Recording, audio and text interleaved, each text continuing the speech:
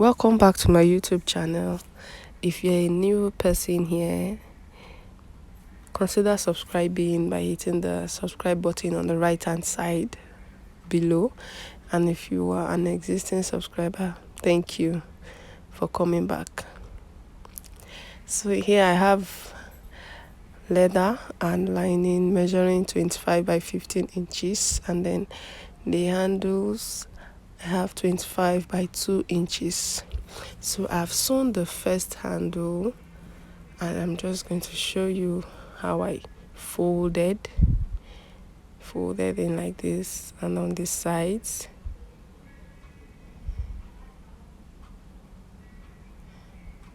And then I sew on both sides and at the two ends. So I sew on the four corner round. I sew it round all the way. And when I got to the end, I also folded it in like the other side. That's how I arrived at that handle. So for the body, I fixed one side of the zip first, placing the zipper, the right side of the zip on the leather, and then the lining is on the zip. So I went ahead to make one side, to fix the zip on one side, and attached the handles before I did that of the other side.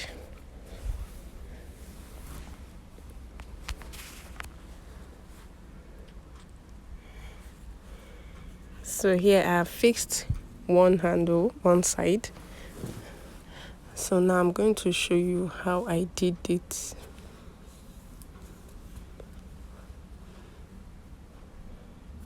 So I'm measuring 3.5 inches down on the two ends and 5 inches inward on the side.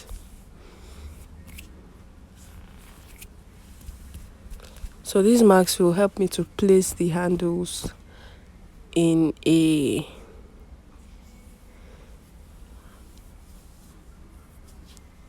the center.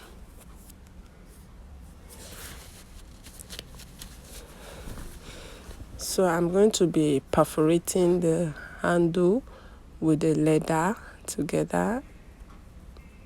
Mind you, I'm not picking the lining with this. It's just the handle and the leather I am perforating.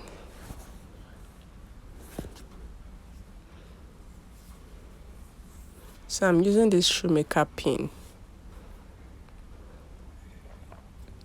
the one they use to fix shoes. Can you see it? It's a little 1 inch long, and it has two mouths, or should I say two legs. So those legs is what I'll be using to open it up when I'm done passing it through the holes. I also cut marco, a little bit of marco, to cover it on the inside here. This is just to prevent the pin from tearing the body of the bag. So this marco would hold the weight of whatever I carry in the bag. Instead of the weight to be on the leather, it will be on the marco. I don't know if you understand. But that was how I fixed it. I opened the two mouths of the pin and hammered it down.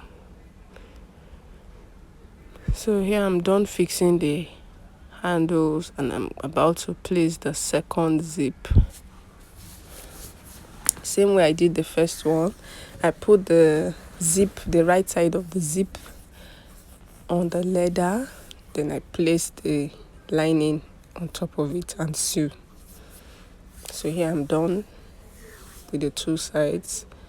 I just want to turn it for you to see. So this is what it looks like. Now I'm going to sew on the close to the zip like this on the two sides. So I've done that here, and now I'm putting the leather on one side with the lining on the other side. So I'm going to join the lining on the two sides and leave about 6 inches opening on one side of the lining, where I'm going to use to turn it inside out when I'm done. So on this edge, I'm just making a triangular shape, making sure that it is centralized. I'm going to measure 2 inches on the two sides like this and roll a straight line to join the marks. So I'm going to run a stitch there and do the same thing for the other side. So this is it. I have done it, the two sides.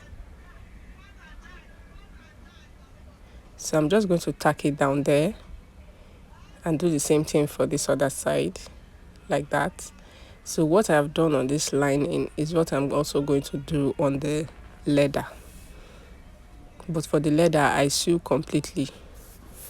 So I'm just making the notches to help me form the triangle like this.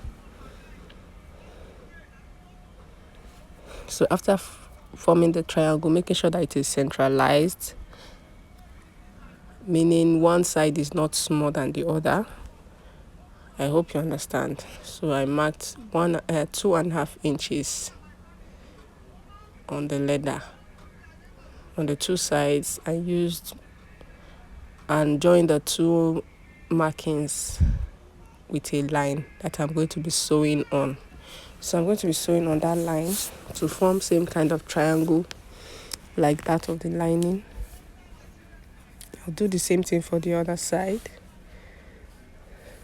So for the leather bag, I didn't tack it down because it's going to affect what I'm going to do later on. So as you can see, I'm turning it inside out with that opening I left on the lining. So 6 inches opening I left. So this is it, the right hand side. This is what it looks like.